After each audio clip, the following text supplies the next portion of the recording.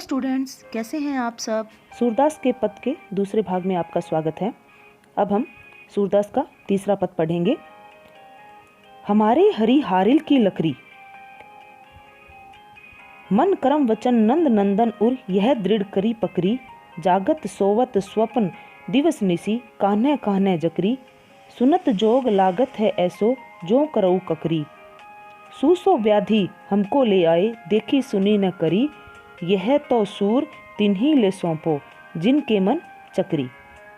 जब उद्धव श्री कृष्ण का योग संदेश लेकर गोपियों के पास आते हैं तो गोपियां बहुत दुखी हो जाती है। वे उद्धव को श्री कृष्ण के योग संदेश पर उलाहना देती है। उद्धव उन्हें निर्गुण उपासना का महत्व बताते हैं, लेकिन गोपियां कहती हैं कि उनके दृष्टि में निर्गुण उपासना का कोई महत्व नहीं है, वे तो सगुण उपासना को ही महत्व देती है। इसलिए वे कहती हैं कि हमारे हरि हारिल की लकड़ी, हमारे हरि, हरि का अर्थ है श्री कृष्ण। हारिल, हारिल एक पक्षी होता है जो अपने पंजों में एक लकड़ी को हमेशा दबाए रखता है। तो गोपियां कहती है कि हमारे लिए श्री कृष्ण हारिल की लकड़ी के समान है, जिसे वह सदैव अपने पंजे में पकड़े रहता है। मन करम वचन नंद नंदन उर यह दृढ़ करी पकड़ी, हमने तो श्री कृष्ण को अपने मन, कर्म और वचन से, अपने उर मीन्स हृदय में, नंद नंदन में श्री कृष्ण को, हमने तो नंद के नंदन अर्थात श्री कृष्ण को अपने हृदय में मन, वचन और कर्म से बसा रखा है। अर्थात एक क्षण के लिए भी हम अपने जीवन के आधार श्री कृष्ण को नहीं भूलती है, उसे अपने मन, वचन और कर्म में दृढ़तापूर्वक पकड़े हुए हैं। कहने का भाव यह है कि हम श्री कृष्ण की अनन्य उपासिकाएं हैं, हम मन, वचन और कर्म से श्री कृष्ण की उपासना करती हैं। यह दृढ़ करी पकड़ी, यह दृढ़ता से हमने अपने मन में श्री कृष्ण की भक्ति को दृढ़ता से अपने मन में पकड़ रखा है, उन्हें अपने मन, वचन और कर्म में हमने बसा रखा है। जागत सोवत स्वप्न दिवस निसी कान्हे कान्हे जकरी, गोपियां कहती हैं कि हम हर स्थिति में, चाहे जागत जागते हुए, सोवत सोते हुए, स्वप्न सपना देखते हुए, दिवस दिन में, निसी रात में, हम चाहे किसी भी अवस्था में हो, चाहे हम जागते हुए हों, सोते हुए हों, स्वप्न देखते हुए हों, दिन हो या रात हो, कान्हे कान्हे जकरी, हमारा जो मन है वो कान्हे कान्हे ही, काना काना ही पुकारता रहता है, अर्थात रटता रहता है। जकरी का अर्थ होता है रटना। हम हर स्थिति में काना काना ही रटती रहती हैं, अर्थात हमारा मन श्री कृष्ण में ही लगा रहता है, श्री कृष्ण से कभी अलग होता ही नहीं है। सुनत जोग लागत है ऐसो जो करऊ ककड़ी, हे उद्धव, जो तुम ये योग का संदेश हमें दे रहे हो, सुनत जोग लागत है ऐसी, कि इस योग के संदेश को सुनकर हमें लागत है ऐसो, ऐसा लग रहा है जैसे करऊ ककड़ी, कि जैसे कड़वी ककड़ी खा ली हो। कड़वी ककड़ी से जैसे मुंह कितना कड़वा हो जाता है, उसी तरह से तुम्हारे योग का यह संदेश सुनकर हमें बहुत ज़्यादा कड़वा लग रहा है।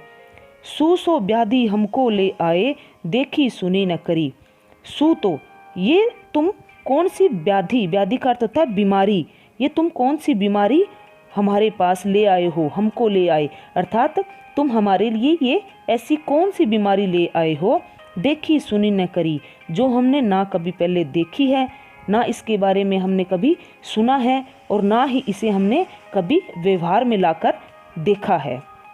यह तो सूर तिन्ही ले सौंपो जिनके मन चक्री, कहते हमें गोपियां उद्धव से पुनः कहती है कि तुम यह योग का जो साधन है, जो योग का संदेश है, तुम इसे उन लोगों को दो, सूर तिन्ही ते सौंपो, तिन्ही मतलब उन लोगों को, ले सौंपो मतलब उन लोगों को सौंप दो, जिनके मन चक्री, जिनके मन में चक्री है, अर्थात जिनके मन में दुविधा है, भटकन है, जिनका मन एक स्थान पर स्थिर नहीं होता, ये योग का संदेश तुम उन लोगों को दो, क्योंकि हमारा मन तो सिर्फ श्री कृष्ण पर ही, श्री कृष्ण के लिए समर्पित है, श्री कृष्ण पर ही अटका हुआ है, हमारा मन और कहीं जाता ही नहीं है। इसलिए इस योग संदेश की हमें कोई आवश्यकता नहीं है। ये योग संदेश तो उन लोगों को दो जिनके मन में चक्री है, भटकन है, जिनका मन एक स्थान पर स्थिर नहीं रहता। इसके द्वारा गोपियों की मनोदशा का वर्णन किया गया है कि वो किसी भी तरीके से श्री कृष्ण को नहीं भूलना चाहती, वो योग को नहीं अपनाना चाहती, क्योंकि वो श्री कृष्ण को ही अपना मन दे चुकी है और श्री कृष्ण पर ही उनका मन अटका हुआ है। सूरदास का चौथा पद है, हरि है राजनीति पढ़ी आए, समुझी बात कहत मधुकर के समाचार सब पाए। एक अति चतुर होते पहले ही अब गुरु ग्रंथ पढ़ाए, बढ़ी बुद्धि जानी जो उनकी जोग संदेश पढ़ाए।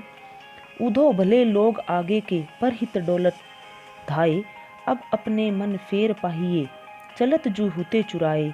ते क्यों अनीति करे आपुन जे और अनीति छुड़ाए, राज धर्म तो यहे सूर जो प्रजा न जाही सताए।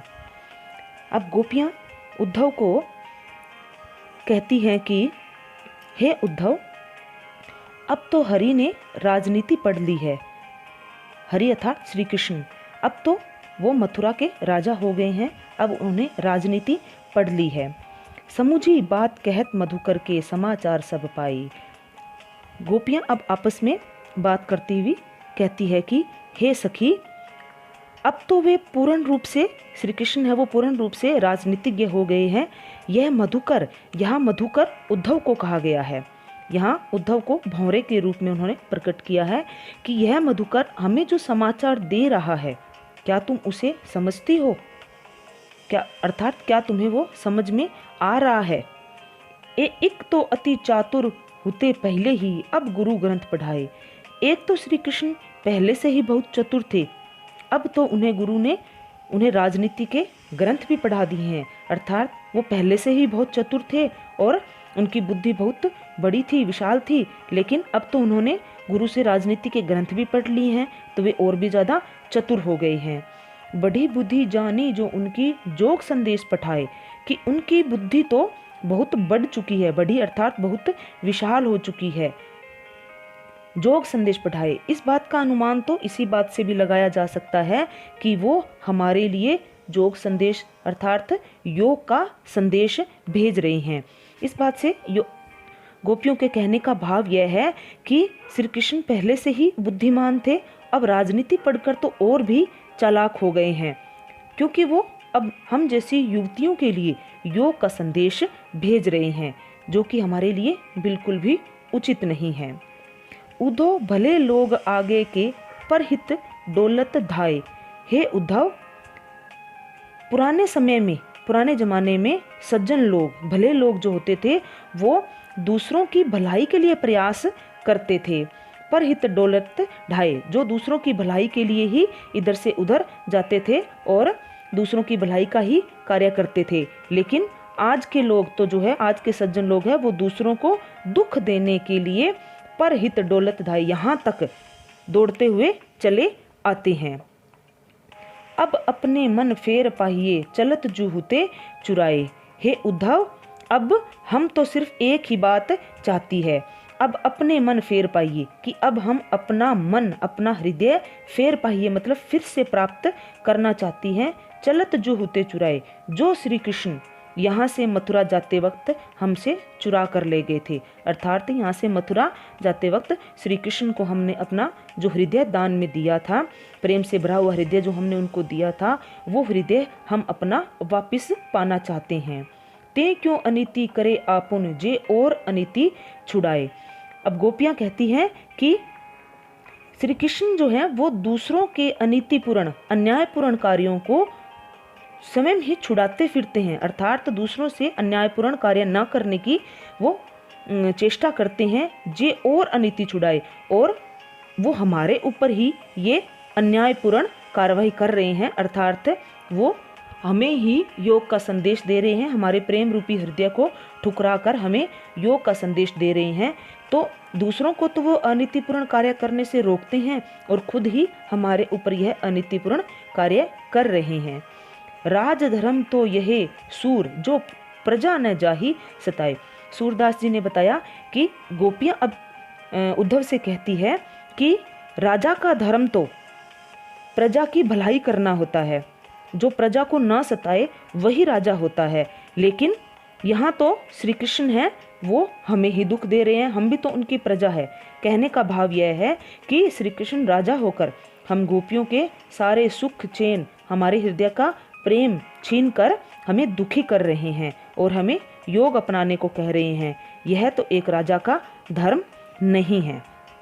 इसमें श्री कृष्ण का गोपियों का श्री कृष्ण के प्रति प्रेम प्रकट हुआ है और वो एक सच्चे राजधर्म की विशेषता भी बता रही है। उनके लिए योग साधना का जो संदेश है वो एक कड़वी ककड़ी के समान है, जो कि उनके लिए त्याग करने योग्य है। वो तो श्री कृष्ण का सिर्फ प्रेम ही चाहती हैं। आशा है आपको सूरदास के ये चारों पद अच्छे से समझ में आ गए होंगे। धन्यवाद।